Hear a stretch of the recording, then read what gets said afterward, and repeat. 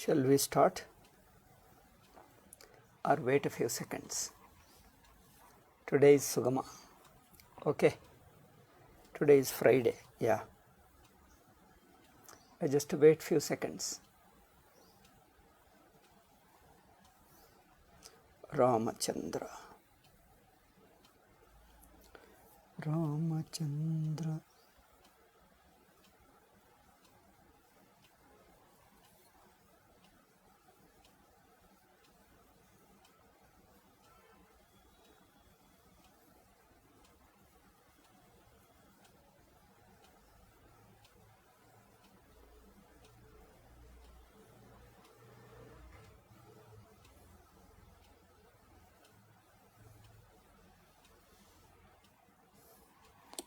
Om.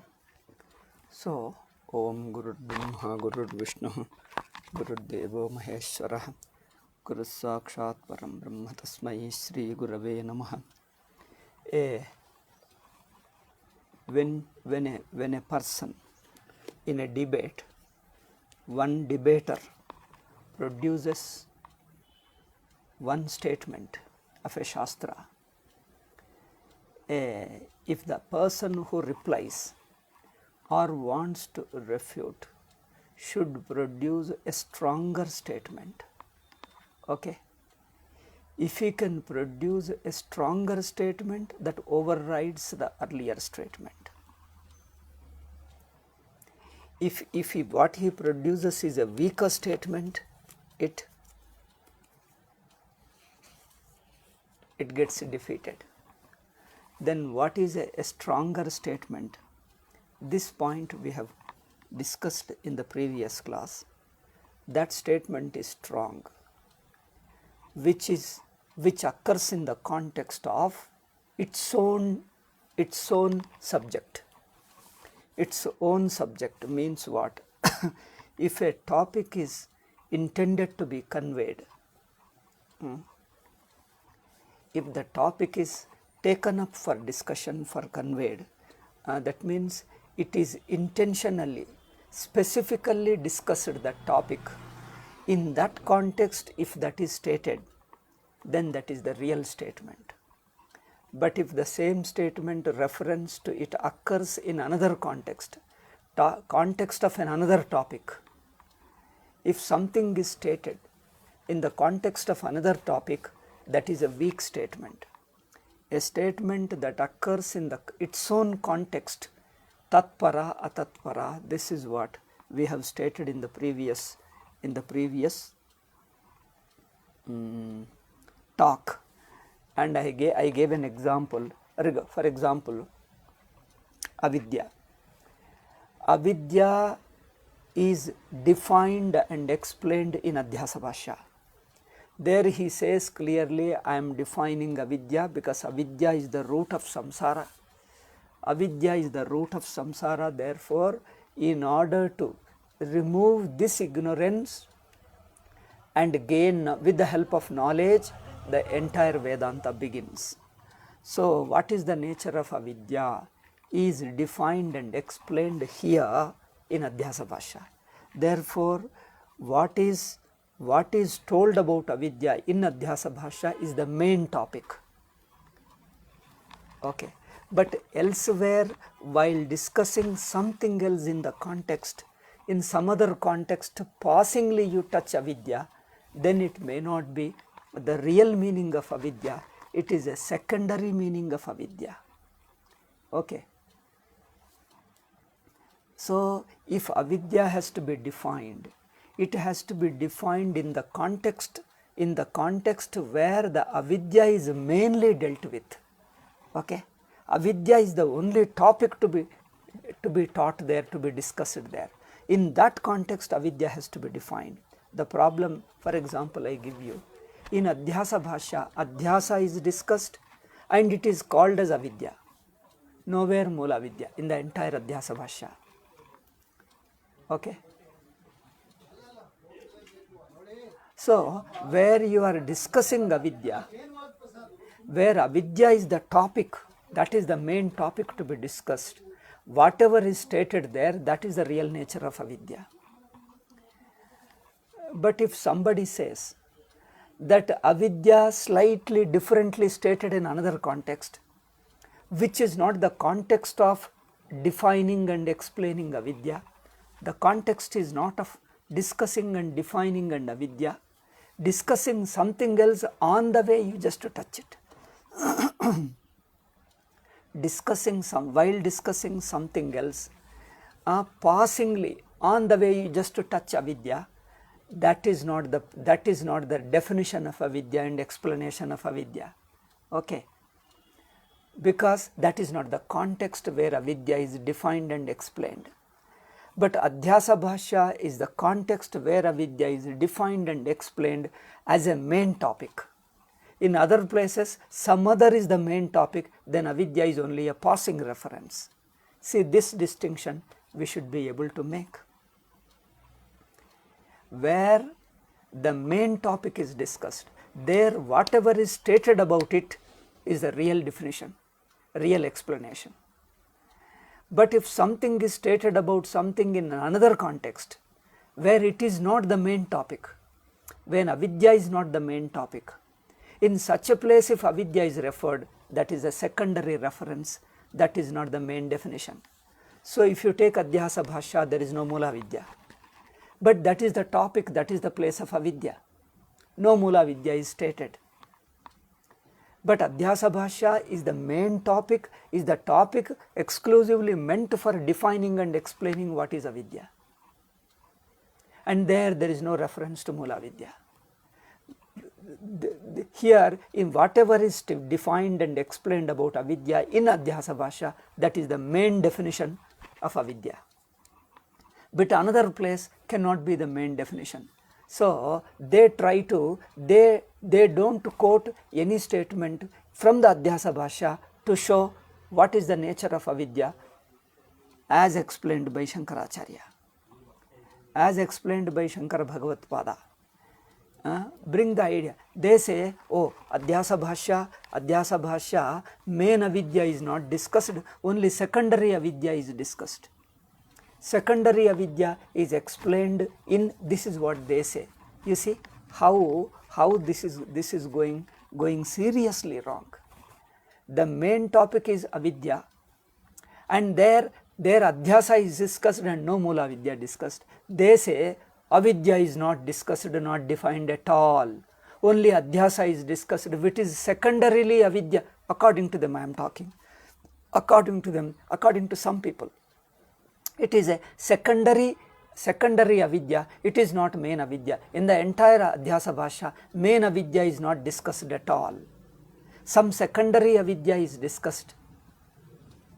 So main avidya is discussed in the context of something else, where some other topic is discussed, where avidya is stated as a heading, avidya is given as a heading. Now here we are going to define avidya and explain avidya. To remove what? To remove the cause of samsara. The cause of samsara is avidya. To remove that cause, the entire Vedanta comes in. So that avidya we are discussing here, we are defining here, he starts that way. We are discussing, defining. That means he takes up avidya is the main topic, and in that context he says only adhyasa and no Mulavidya. Now you know how they interpret. They say, oh, this is the topic about avidya, true, but main avidya is not discussed, only secondary avidya is discussed. Main avidya is discussed elsewhere.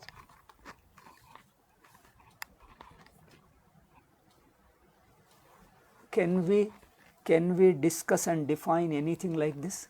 Can we discuss anything like this? This is what Swamiji stated. What is a stronger statement? What is a weaker statement? I again repeat, the stronger statement is that which occurs in its own context. In its own context means in the context of that particular topic. For example, a statement about avidya is a main statement, stronger statement, where that statement that definition of avidya or explanation of avidya occurs in the context where avidya is taken as a main topic and discussed and defined. Okay, adhyasa bhashya is the main, exclusively meant to define avidya and explain, and there avidya should be told. But avidya, only adhyasa is talked about throughout the adhyasa bhashya. Adhyasa bhashya alone, in the adhyasa bhashya, adhyasa alone is talked about and stated as avidya, avidya, avidya, 2 or 3 times stated that this is avidya, this is avidya. And nowhere adhyasa is made gauna and something else is stated as avidya here. Nowhere. And they say adhyasa is a secondary gauna. Adhyasa is not main avidya, it is a secondary avidya. Main avidya, which is, where is that? But adhyasa bhashya is the context of defining and explaining avidya. But in this adhyasa bhashya, if avidya is, the so-called avidya, Mulavidya is not discussed, then according to Bhashyakara, what is discussed is avidya here. What is defined is avidya here. He did not discuss means he did not consider it as avidya. He considered adhyasa as avidya. Now they bring a statement from a weaker context, secondary context, and explain the main context totally differently. This kind of explanation is just unacceptable because it is wrong. See, in the medical book, medicines are not stated. In the law book, medicines are stated. Do you quote a law book and prescribe the medicine? See, if a medicine is referred in a law book, do you prescribe do you follow that statement and prescribe the medicine based upon a law book? Or the medicine is described in medical book and legal terms, legal ideas are discussed, law points are discussed in the law books. Okay? Or you take legal books to prescribe the medicine and take the medical book as a reference for law. Can you take like that? There might be few references of medicines in the law, but they are all secondary. They are all secondary because the main topic is law. This is the important way of quoting a text, understanding a text, interpreting a text. Therefore, what is the topic here going on? First determine tatparya. Determine what is the main topic is trying to convey. While discussing the main, sometimes secondary topics are discussed. But if you see some secondary topic, you can't take them as a main thing. You can take sometimes you can take the passing reference also as real if, see this point, the main topic is about something, but certain other things also get referred on the way. But those passing references also can be taken seriously if what is referred passingly here is defined in its own context. Okay? In its own context, where where this becomes the main topic. I don't know, this is a Mimamsa point. Am I making sense or am I confusing you? So where the point is, so the passing references also sometimes can be taken seriously if the same point is stated in its own context and defined and explained there in its own context where itself is the main topic. Okay? Where avidya is the main topic is discussed elsewhere.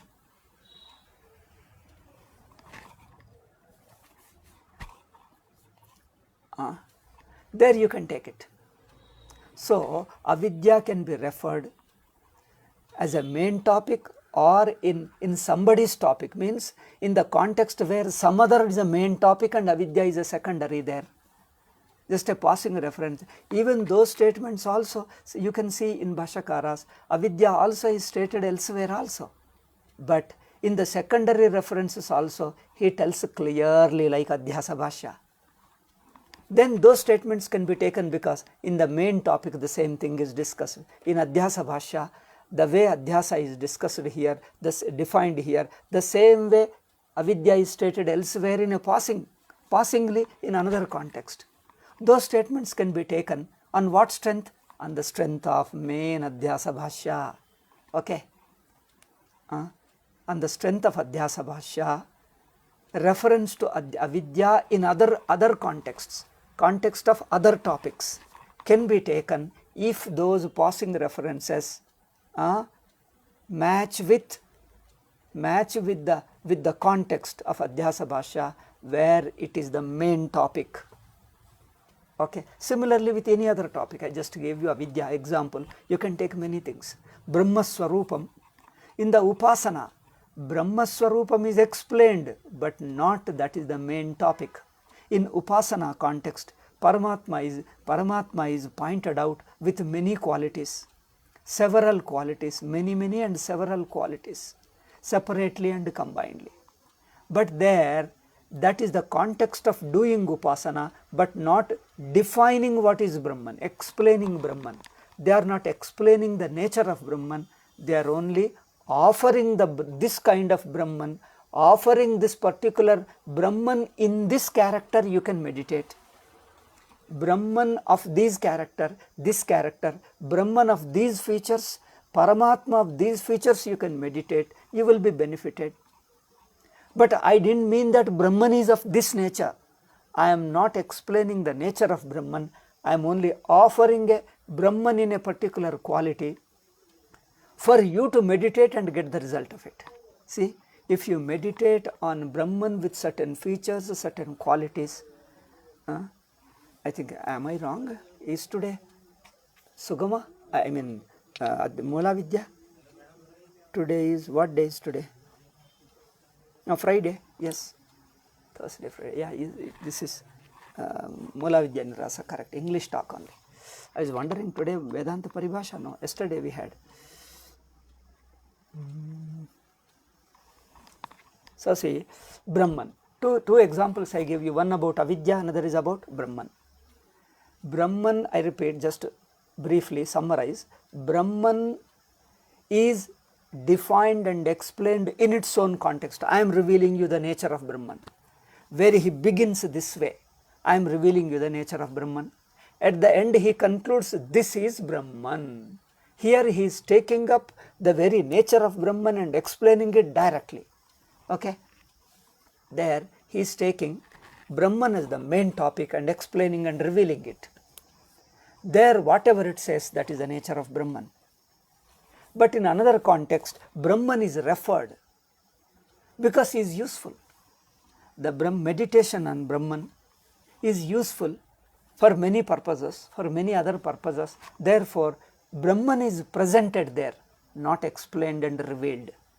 Okay? Brahman is presented there for some other purpose, secondary purpose. It is something like, I will give you worldly example. I am too familiar, I am too not familiar, I am too fond of giving examples. Some people get irritated, have a patience with me. So, somebody is looking for a driver. Somebody is looking for a driver, you say, I have to go, I am very important work, I must go today, I am looking for a driver, I don't have a driver.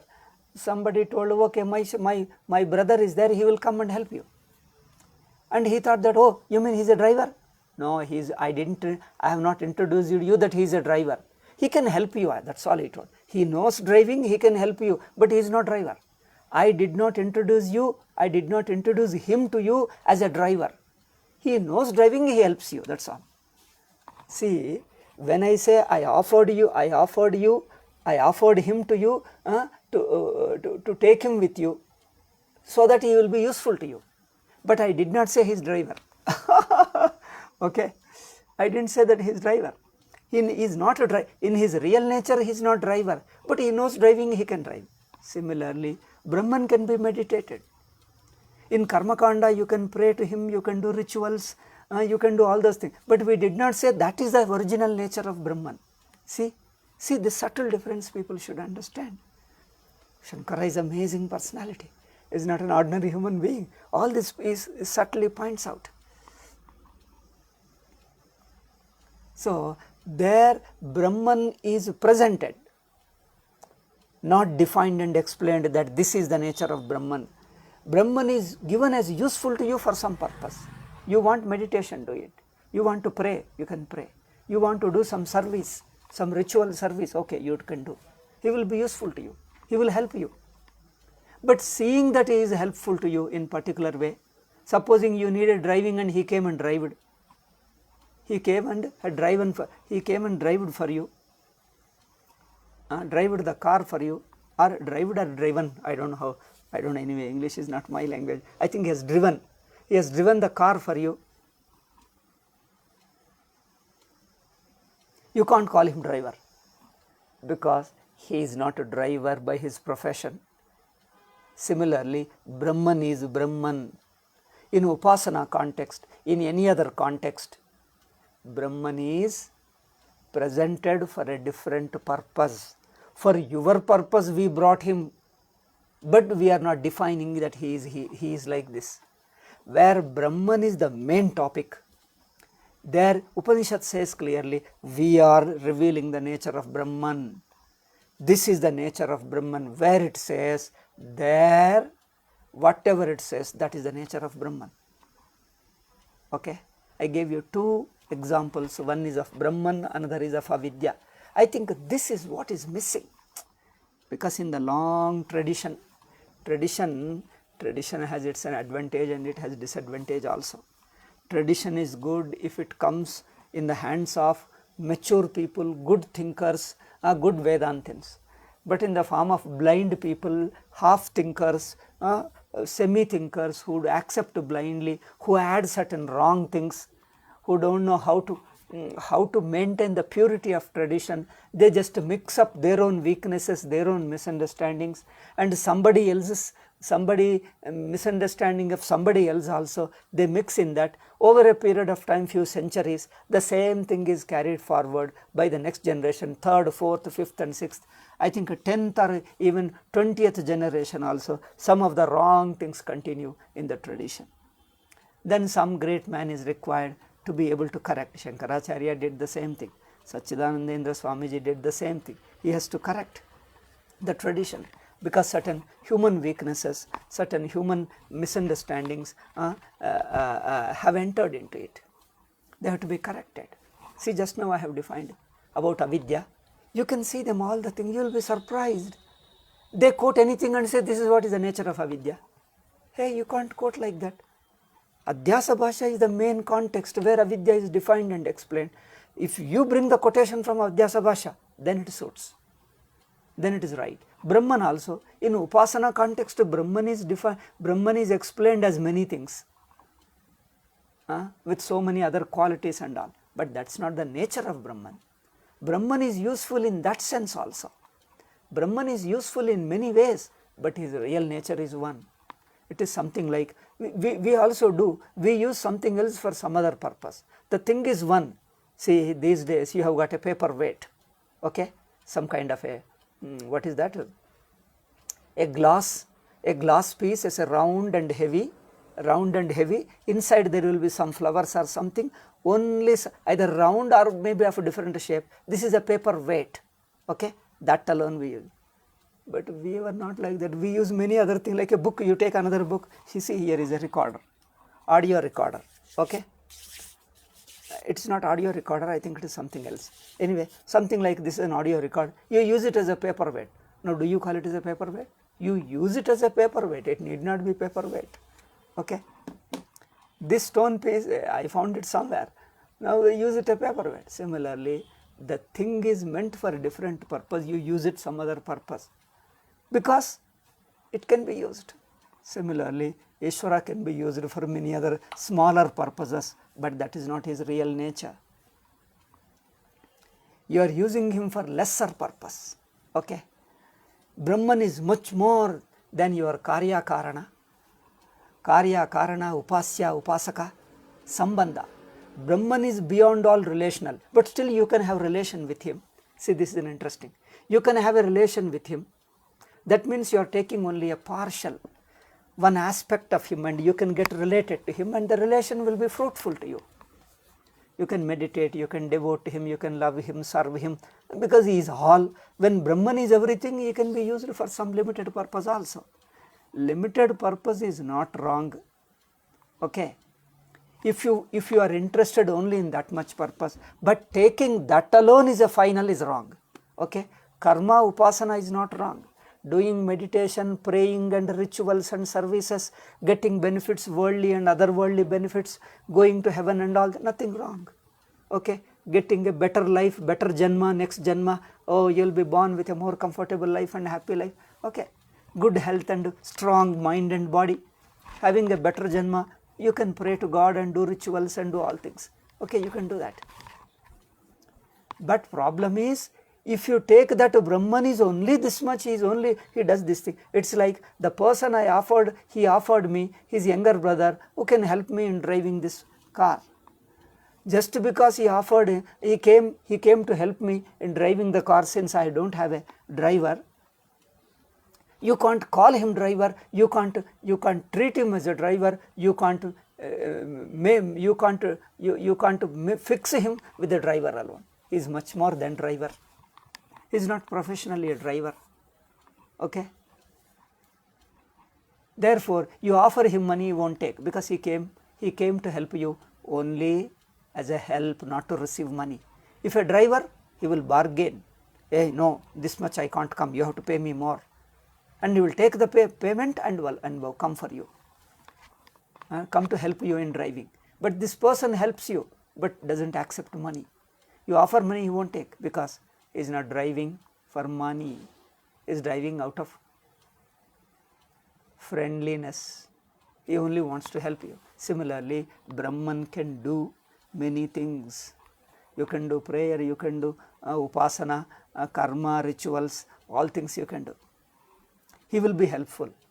But don't take that these help which Bhagavan gives you, these blessings he gives you many things of this worldly, otherworldly, many benefits, many blessings he gives you.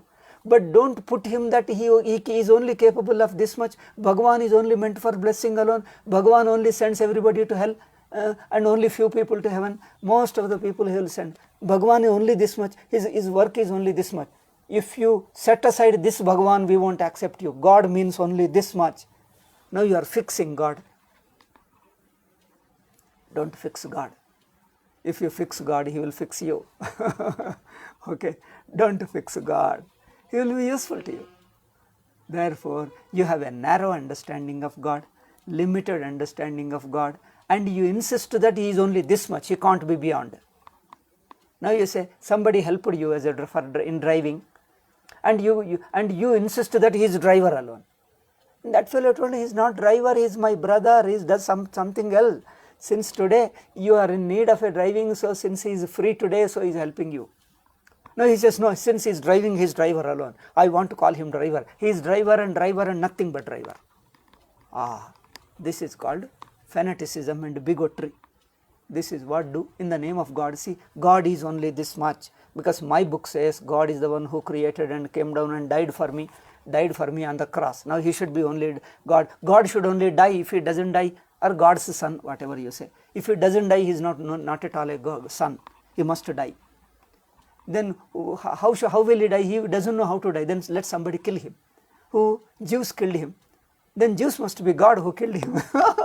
I tell you, the Jews must be God who was capable of killing him. And you should worship the Jews wherever you see them. Yo, my God, he killed our Jesus and made us great, and we are so that we can worship him. They made him great. So I think if Christians were sincere, they should have worshipped Jews, because they have killed their Jesus. But I tell you, they hate him for killing, but they take advantage of killing. This is a very pervert thinking. There is no logic, no reason, no rhyme. I think whole thing is perversion. I think the so-called great philosophers also look perverted to me. The person, those you want Jesus to die, and that too not simply die, persecuted and killed, assassinated. No, what you say that? Killing on the cross? No, not killing. They call some name. He was crucified. Crucified. Killing by crucifixion. because the nailing, that is a very highly painful thing. Even to look at it is a terribly painful, unbearable. So such a crucifixion. You want such an excruciating pain, painful death, very severe and painful death.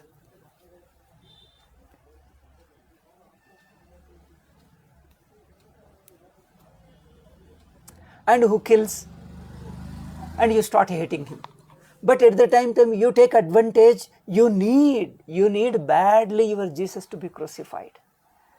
And if somebody crucifies it, you tell that we needed Jesus to be crucified, and then we got it only by the blessing of Jews. Therefore you have done a good thing. You have given us a saving Jesus, who crucified Jesus you have given us. So you are also so nice to people, to us. So you have helped us. You see, they should respect him. No. They'll torture him. They will hate him. You hate him for, you want some benefit. I offer you, you need some coffee or tea, or you need some food to eat. I offer you food, which is a clean and good and healthy food, and you ate it. You felt happy. Now you start hating me because I give you food. Because he is the one who gave me food. Then what am I to do? You liked it, you wanted it, and you felt that you are very lucky. You are so blessed. You are so lucky to have received the food which I offered you. And after feeling lucky, after feeling grateful, after feeling satisfied with the food, why do you hate the person who offered you the food? This contradiction, I don't understand. Does it raise your heart into a very noble? Or does it make you a very logical thinker? Is it a very convincing logical idea? Either it should be logically great, or emotionally it should be great. Emotionally it is making you most a lowest person, that you take benefit and hate him. So hating him is not a very great noble value. It's a noble quality of the heart. Intellectually it is not a great idea also, nor socially, and they say it is a historical event, and is the only event that happened at neither before nor later. These are all neither historically correct, nor emotionally, nor intellectually, nor logically, and then those who believe it and follow it also, neither they can convince other, nor they can convince themselves, nor they can convincingly explain. They have to offer the bribes and tempt them and then suppress the facts and etc. Why do you have to do so much of international business of suppressing the facts? Whole life is whole international mechanism only suppressing the facts. Oh my God. They say he is the truth, he will save you, believe him, he is the truth and save. By suppressing you keep on talking the truth. You suppress the truth and say this is the truth. So the suppressed truth and distorted truth is the truth. You believe and you will be saved. I don't know why do they. In fact, no human being, I don't say those who believe this are so low level. In fact, human beings, some people are okay, very thoughtless people. Most of the people are thoughtless. But there are good sane thinkers. Human beings, among them there are many good people, good thinkers and good people, good human beings. Even those good human beings, good thinkers, clear logical thinkers also, why do they want to forcibly make themselves to accept this pervert idea? You accept a wrong idea, pervert idea, and struggle hard to defend it, unable to defend, suppress it, then you become evil person, try to manipulate and try to harm a person if somebody reveals the truth and suppress it. You ask your conscience, do you feel it is right? And he says, I know it is not right. Then why do you do? He says, this is what religion I have to do. You mean religion means only perversion and wickedness and rowdyism? Huh? What do you think? Religion means only become a wicked and persecutor. Religion means I should become more pervert fellow, wicked and persecutor. The whole idea of religion, the whole thing is made pervert. See, those who believe, those who propagate are good people, sane people. They are forcibly imposing the wrong concepts, perversion on them. Let them set aside the perversion. Think clearly. You will get a good idea. You can have a better concept of God. You can have a clear, beautiful, logical and also emotional and socially also acceptable. Socially acceptable, it is logical and emotionally appealing to you. It brings about a noble feeling, good feeling in you, sattvika feeling in you. It doesn't pervert your mind, doesn't make your mind very negative. it brings about more and more very healthy feelings, noble feelings, very love, kind, compassion, selflessness, all those things. It brings out better feel. Not only you, even others. You don't have to force people. People will naturally accept because it's naturally good. What is naturally good, people will accept naturally. You don't have to force them. And you become free from this unnecessary need of forcing and lying and all that thing. You just present naturally and leave them. They will learn. They will like it. And God means something which should be unusual and unnatural. He can't be natural. This kind of whole built up a big mountain of theology. All this is based upon perversion. Intellectual perversion, emotional perversion, and social and everything. Oh, why do they do? I think it is a bored thing. Probably if I were born in Europe, I would have become an atheist only. I would have become atheist. Because many things are, even among Hinduism, if it is illogical, I did never accept it. I rejected them. Because wherever in Hindu, it's not the question of this or that. If it is illogical, just reject it. Nobody can, God cannot talk like that, such a nonsensical thing, which we common human beings, simple, insignificant jivas can understand. Which God can understand much better than us. He will be a better person than us. He can't be lesser than us. He can't be more evil than us. Okay. What we can understand, He understands much better than us. So you feel that you are nearer to God when your understanding is clear. You are logical in thinking, you are closer to God. Because God is much more logical, deeply logical. He is of higher logic. Okay. You are only partly logical, God is perfectly logical. Okay. So you feel that you are part of God, you are closer to God, nearer to God. And it is natural and it looks nice. Okay. God is logical, still in a higher level. You have to grow to that level to be able to appreciate. You have to transcend many smaller things of the body, mind and sense organs. More and more narrower things you have to transcend to be able to appreciate is a higher level. A higher thing, looked in a smaller context, still carries those symptoms of that highness. You see, fire. In small particles of fire. What do you call them? Vispulinga. I don't know what you call in English. Vispulinga, the small sparks. Sparks of fire carries the nature of fire. Okay. We are small jivas. The world is of small things. These small things also carry the reflection of Ishvara, Paramatma's reflection. We all carry, we and inert objects, human beings, animals, living beings, devatas, rishis, because mainly whatever it is made of, sparks come out of fire, therefore they are in small degree, but still they reflect the nature of fire.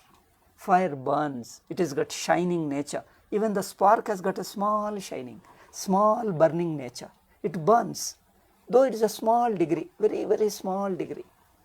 It burns because it carries the nature of fire. Similarly, we all carry the nature of Paramatma in our own degree. We are a smaller vessel, so we contain a smaller part of Ishvara. But the nature of Ishvara is same. Okay?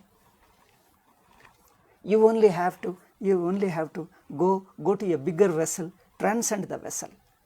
Then you will see the whole truth all over thing. So this looks logical and makes sense, and it is easier to accept it. You don't have to force anybody. Why do you have to force? You have to kill your conscience. You have to force your intellect, force your emotion, and try to accept what is unpalatable, unacceptable to you. What is unacceptable, you have to force it. There is a continuously struggle going on in your mind. You have to force that this is true, this is true, this is true, this is what God said, you have to say. Your mind keeps on rejecting, no, I can't accept, I can't accept. Hey, don't say that, accept it, accept it. And your logical thinking, your reasonable thinking rejects it, your reason rejects it, and you have to impose it, and you reject it and impose it. Why do you make a conflict, an eternal war in your mind? I don't know why do they make it. Even Mulavidya has become such a varal and unnecessary. Mulavidya also illogical and it's not there in Anubhava. But they try to say, keep on, try to defend.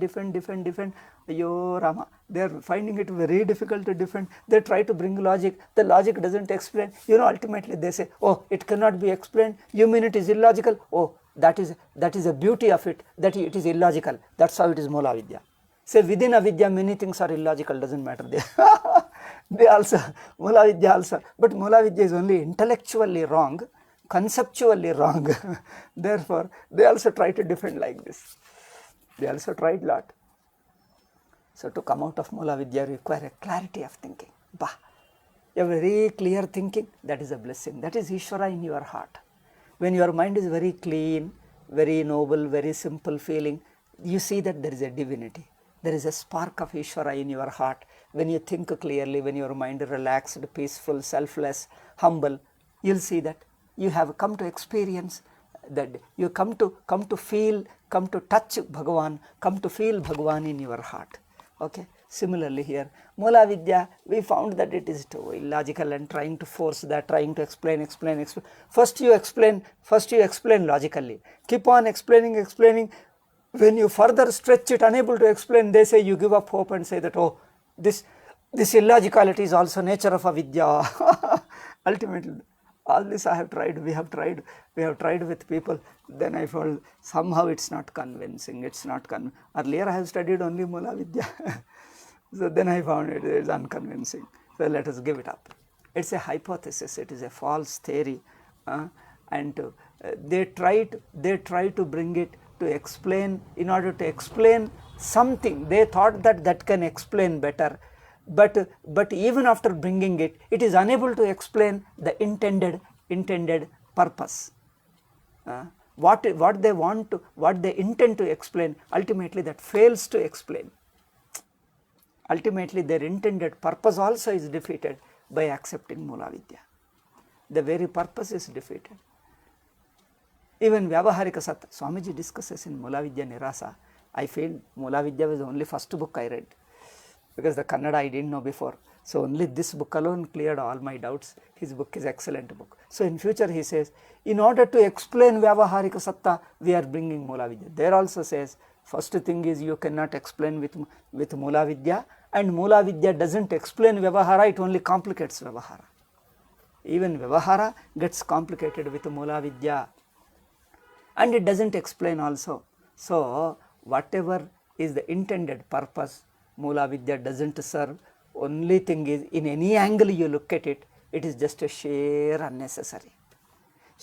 Not only it is unnecessary, it is unnecessary problem. Without it, Vedanta becomes easier and simpler. Without Mulavidya, Vedanta becomes easier, simpler. You can transcend much easily Nama Rupa and understand the truth without Mulavidya. So you get rid of Mulavidya.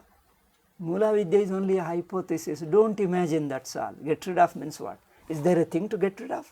It's nothing, you are unnecessarily imagining. Don't imagine unnecessarily, that's all. An unnecessary imagination, unnecessary assumption. Don't assume, that's enough.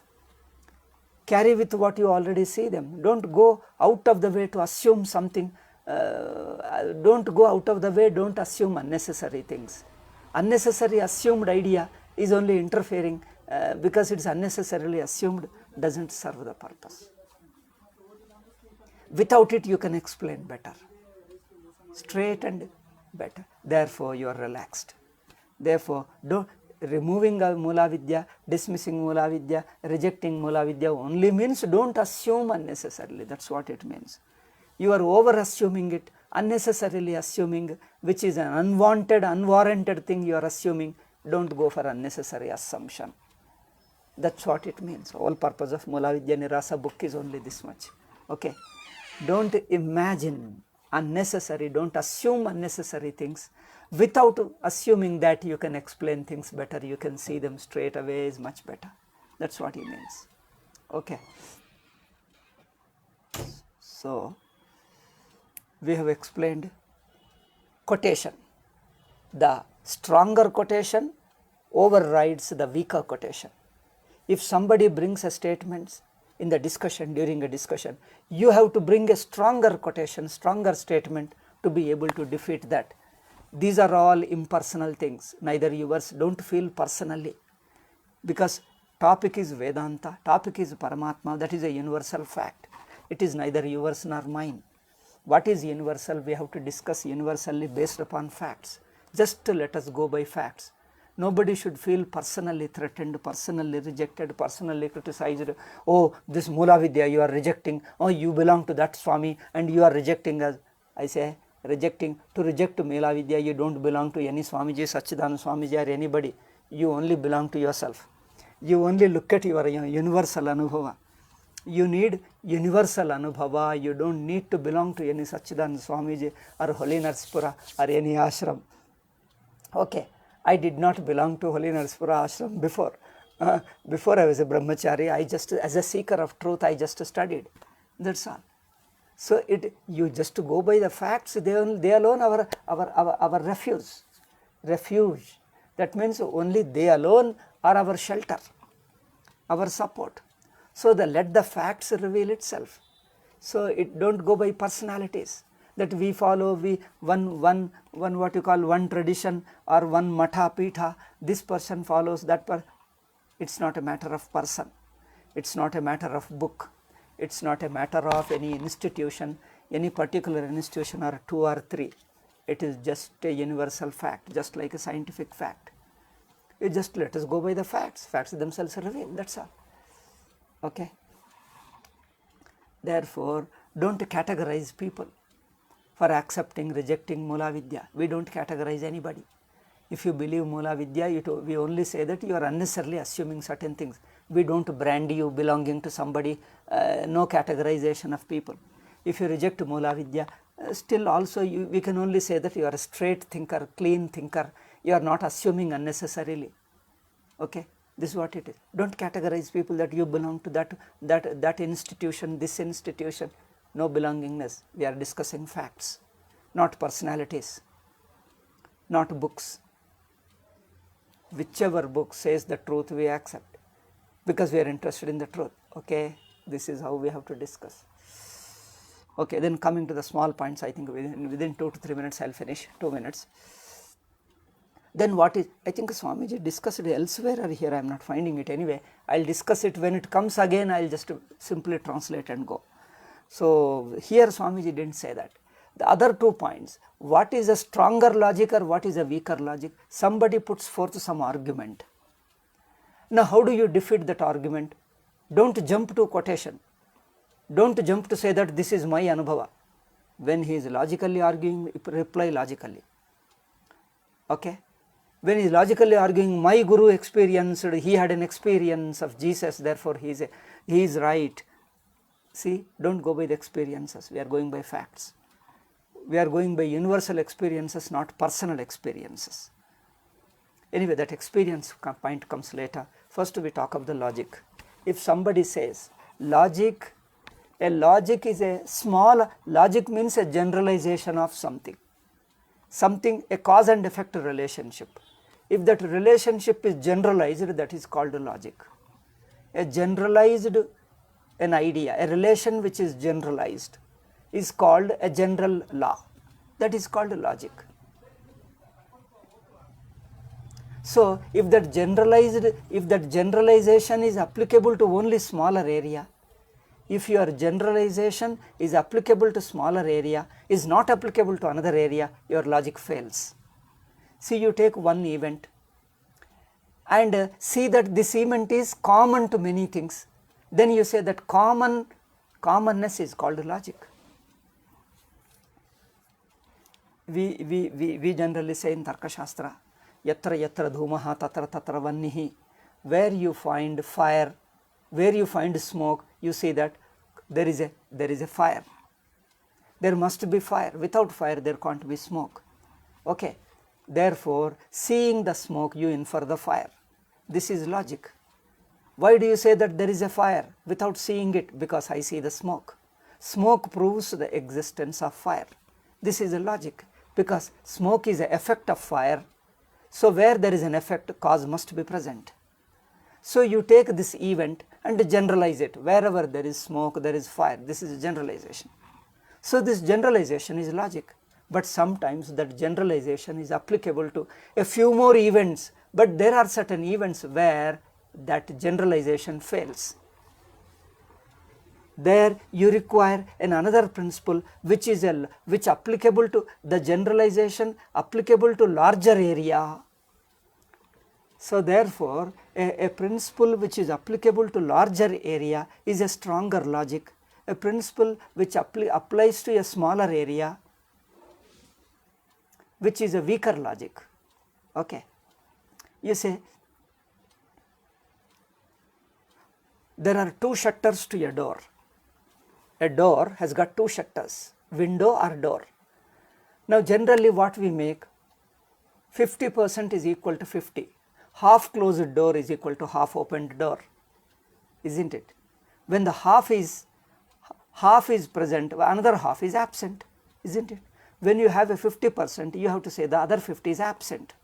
So the half closed door is equal to half opened door. Can we say that? It is true. Therefore, fully closed door is equal to fully opened door. Can we accept this logic? This fails. The extension doesn't work. Okay, a person who eats a plantain in 1 minute, okay, you keep on extending it for 60 minutes, how many eat? He will eat 60 plantain, he won't eat. That means you take that he will eat one plantain for 1 minute, and you keep on extending 30 minutes, 30 plantain, no, he can't eat. So that extension is too much, it is illogical. So a logic which is extended to another area where it is not applicable. Unapplicable area you are overextending, this is where the mistake comes.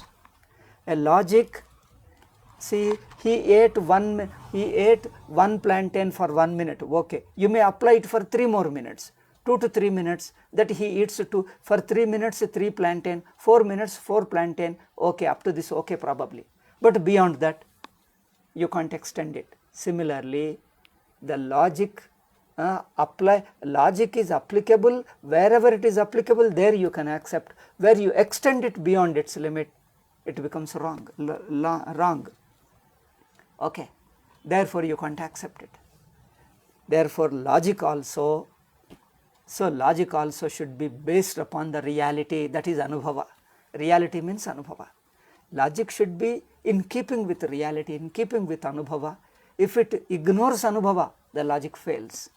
Generally they give A is equal to B, B is equal to C, therefore A is equal to C. But who is A and B? Is it an object or a person? Which aspect you are comparing? A is equal to B, okay. In what aspect? In A and B you must be comparing with one aspect, and B and C is in another aspect. So those aspects cannot be compared. So all these things are not applicable to all people. No two people are similar, no two objects are similar. How can you say? In a broader sense you took it, but if you go minutely it goes wrong. Therefore, if a smaller logic, if a logic which is applicable to smaller area is extended beyond, goes wrong.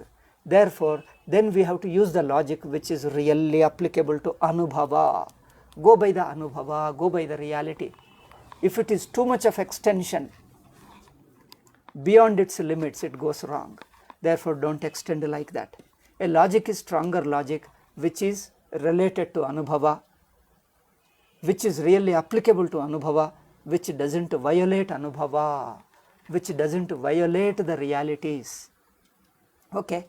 So the logic which doesn't violate the realities in keeping with the anubhava, that is a stronger logic. A logic which is only takes one small anubhava and extends remaining only imagined things.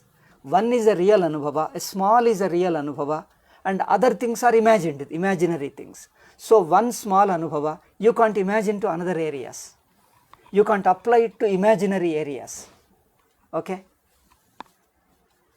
One person, you have one object you have seen is a real, and extend into others may not, it may not be really applicable to others. You have to see the each one. See the each one, if it is really applicable, extend it, we don't mind it. But just sweepingly extending doesn't work. This is where the logic fails. Therefore, the stronger logic is this, where you can really extend, which is really applicable to all cases. That is a stronger logic. But a sweeping generalization is weaker logic. Okay, this I think we can understand: stronger logic, weaker logic. Then coming to anubhava. What is a stronger anubhava? What is a weaker anubhava? When you are referring to anubhava, if somebody refers to anubhava, you have to refute it by higher anubhava. Okay, if somebody refers others anubhava more than others anubhava, our own anubhava is stronger. Others anubhava, it might be illusion also, we don't know. Certain anubhavas could be illusions. So in the name of others anubhava, you can't force me to accept it, because it is only a blind belief, I can't accept it. So compared to others anubhava, my own anubhava is a stronger anubhava. One. Second point is an anubhava which fails in another higher level. A larger anubhava, a vaster anubhava is a stronger one than the smaller anubhava. Smaller anubhava means anubhava applicable to smaller area, smaller, shorter time. An anubhava for shorter time is smaller, an anubhava for larger area is bigger one. So therefore, higher anubhava means unnegatability. What is negatable, what changes is a smaller anubhava. What doesn't change for larger area is a larger anubhava. Okay, an anubhava doesn't change for large, applies for larger area, doesn't change so fast. What changes fast is a smaller anubhava. What changes quickly is a smaller anubhava. What doesn't change quickly but remains for longer time, that is a bigger anubhava. Therefore, an anubhava which is a larger anubhava, applicable to larger area, stays for longer time, applies for larger area, applies for many things, applicable to many things, that is a larger anubhava compared to smaller anubhava. Okay, for example, eyes can see only color, ears can see, hear only sounds. So each one is limited to its own area, but the mind is common to, the thought is common to eyes and ears and all five sense organs. Mind is a larger than all the five sense organs. Each sense organ is limited. Mind is larger than five sense organs because it is common to all. Therefore, the experience of mind is larger than sense experience. Okay, like this, a larger experience means even when the smaller experience disappears, goes away, changes, but the larger continues. Okay, even after disappearance, even after going away, one small thing goes away, bigger anubhava still survives and continues. Bigger anubhava applicable to larger area, longer time and larger things, many things. And a smaller anubhava is applicable to few things and shorter time and shorter area. Therefore, larger anubhava overrides the smaller anubhava. Anubhava of mind level overrides the anubhava of sense organs.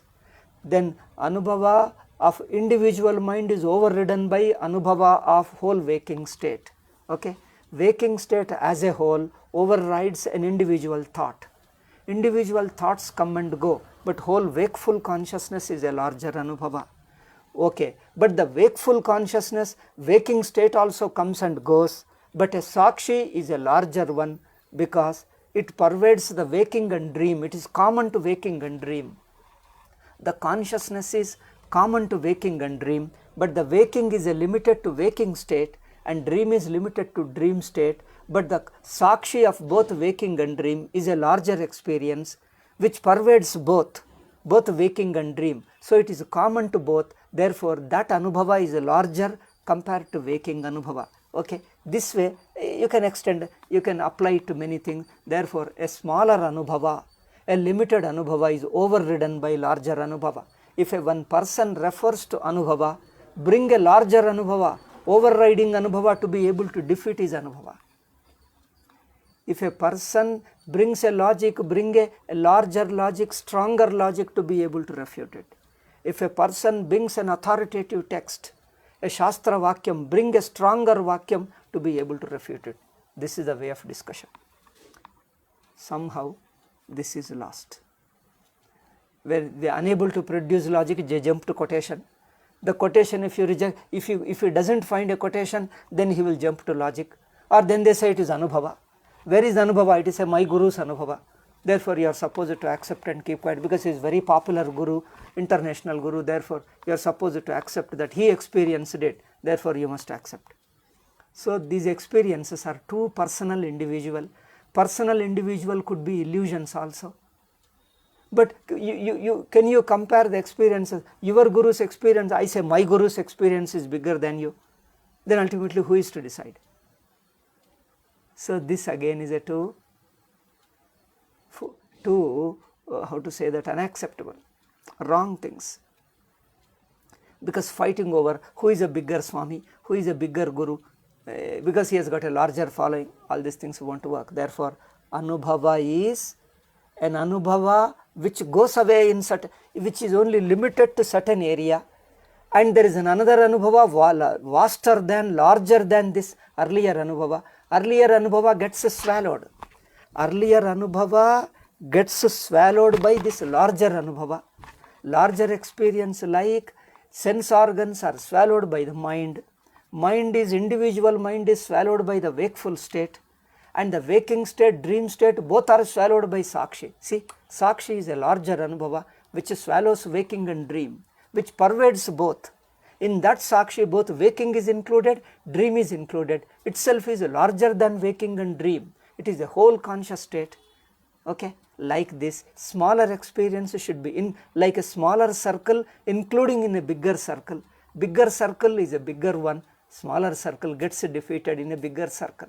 Like this in Anubhava, okay, a bigger Anubhava, a stronger Anubhava has to be brought to be able to defeat smaller Anubhava. Now I have touched three: Vakya, Yukti, Anubhava. That means a statement, authoritative statement, argument, and then Anubhava. In these things, when person is arguing from one level, argument, bring a stronger argument. If he refers to, appeals to Anubhava, you appeal to a larger Anubhava. If he brings about a authoritative text, produce a stronger authoritative text to be able to defeat it. This is the way healthy discussion. Okay, you can see if you study Shankara Bhashya, Shankaracharya follows strictly this thing. Amazingly, Shankaracharya follows strictly it. Sachidananda Swamiji follows strictly this rule. Then only their words stand universally wherever you go. Talk to anybody, they stand. Nobody can refute them because they are going by facts. Okay, now the 11th point of the first chapter is over. 12th point we have to begin. A few more points Swamiji brings in the 12th point, 12th and 13th. 12th passage, 13th passage. 14th and 15th, 4 are. I think 15th is just a conclusion only. So I think three passages are there. These 3 passages we need to discuss before we complete the first chapter. There are some good points and you have to put up with my repetition. Okay, and too many examples. Okay, Om Shanti Shanti Shanti. Harihi Om Shri Gurubhyo Namah. Harihi Om Tat Sat.